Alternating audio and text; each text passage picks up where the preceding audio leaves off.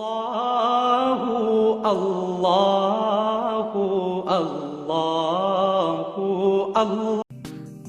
Hey there.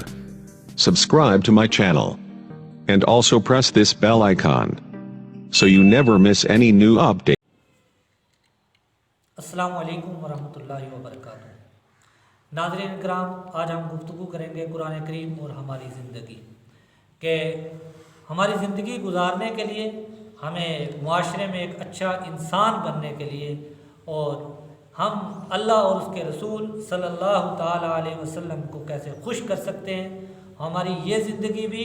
اور مرنے کے بعد والی زندگی بھی وہ کیسے اچھی بن سکتی ہے، اس سلسلے میں قرآن کریم ہماری کیسے رہنمائی کرتا ہے۔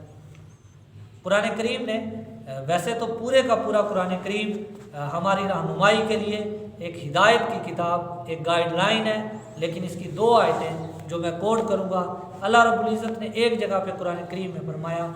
لَقَدْ كَانَ لَكُمْ فِي رَسُولِ اللَّهِ أُسْوَةٌ حَسَنَةٌ، کہ نبی کریم صلی اللہ تعالیٰ علیہ وسلم کی زندگی تمہارے لیے بہترین نمونہ اور آئیڈیل ہے۔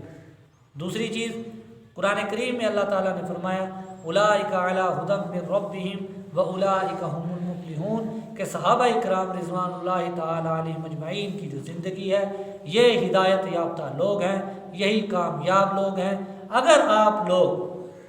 کامیابی چاہتے ہو تو ان لوگوں کے راستے پہ چلو، یہ کامیاب لوگ ہیں۔ تو ہمیں سمجھ میں آ گیا کہ کامیابی کا راستہ، دنیا کی زندگی اور آخرت کی زندگی کو بہتر بنانے کا راستہ نبی کریم صلی اللہ تعالیٰ علیہ وسلم اور صحابہ کرام رضوان اللہ تعالیٰ علیہم اجمعین کا راستہ ہے۔ اسی چیز کو نبی کریم صلی اللہ علیہ وسلم نے فرمایا کہ فتنوں کے دور میں آپ نے کس کی پیروی کرنی ہے؟ اہل سنت والجماعت کی، کہ نبی کریم صلی اللہ علیہ وسلم کی سنت کو اور آپ صلی اللہ علیہ وسلم کی جماعت صحابہ کرام رضوان اللہ تعالیٰ علیہم اجمعین، ان کی زندگی کو دیکھ کر ہم نے اپنی زندگی کو، اپنے ٹائم ٹیبل کو، اپنے عادات و اطوار کو ہم نے اس کے مطابق سیٹ کرنا ہے کہ ہم نے زندگی کیسے گزارنی ہے۔ ہمارا اپنے سوسائٹی میں کیا کردار ہونا چاہیے، ہمارا اپنے گھر میں کیا کردار ہونا چاہیے۔ ہر انسان اپنی ایک حیثیت میں ذمہ دار ہے، اور قیامت والے دن اس ذمہ داری کا اللہ رب العزت کو جواب دہ ہے، کیونکہ نبی کریم صلی اللہ تعالیٰ علیہ وسلم نے فرمایا کلکم راع وکلکم مسئول عن رعیتہ، آپ میں سے ہر ایک فرد وہ ذمہ دار ہے، اور یہ ذمہ داری کے بارے میں قیامت والے دن پوچھا جائے گا۔ اب ہر شخص اپنی زندگی پہ غور کر سکتا ہے کہ اگر وہ گھر کا سربراہ ہے تو گھر کے معاملے میں ذمہ دار ہے، کسی سوسائٹی میں اس کے پاس کوئی بھی رول ہے وہ اس کا ذمہ دار ہے، کسی ادارے کو ایڈمنسٹریٹر ہے تو وہ اس کا ذمہ دار ہے۔ کہیں پر بھی جہاں پر بھی آپ کی کسی نہ کسی سلسلے میں، کسی نہ کہیں پر آپ کسی نہ کسی اینگل سے ہر جگہ پر کسی ذمہ دار ضرور بن رہے ہوتے ہیں، اور ہمیں اپنی ان ذمہ داریوں کا قیامت والے دن اللہ رب العزت کے ہاں جواب دینا ہے۔ اگر ہم لوگ اپنی ان ذمہ داری، ایک استاد کی ذمہ داری کیا ہے، ایک گھر کے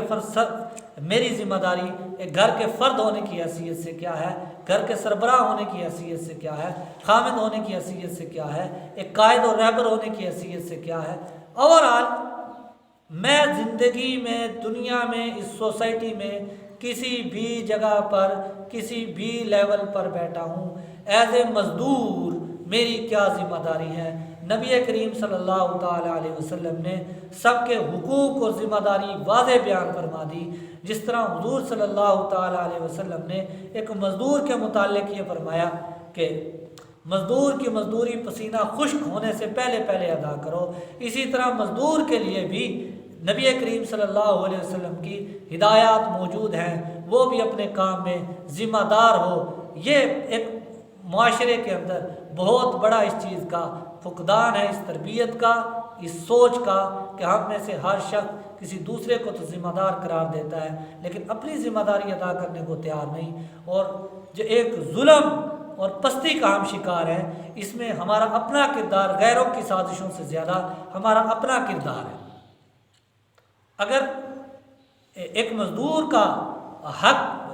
کوئی چھین رہا ہے کوئی غصب کر رہا ہے تو وہی مزدور بھی اپنے آنر کے ساتھ وفادار اور دیانتداری سے کام کرنے والا نہیں ہے۔ اللہ رب العزت ہمیں دیانتداری سے اپنی پوری زندگی کے ساری ذمہ داریاں Hey there. Subscribe to my channel. And also press this bell icon, so you never miss any new update.